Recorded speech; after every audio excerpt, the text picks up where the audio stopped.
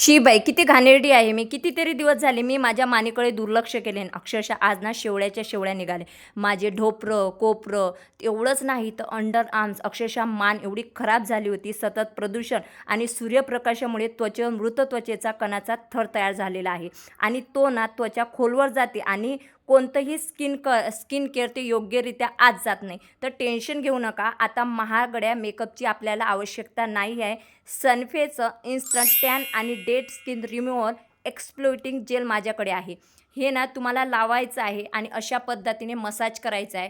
थोड्या वेळातच तुमच्या शरीरावरचं टॅनिंग, मृत त्वचा ही अशा पद्धतीने शेवळ्याच्या शेवळ्या निघून जाते. तुम्ही बघू शकता.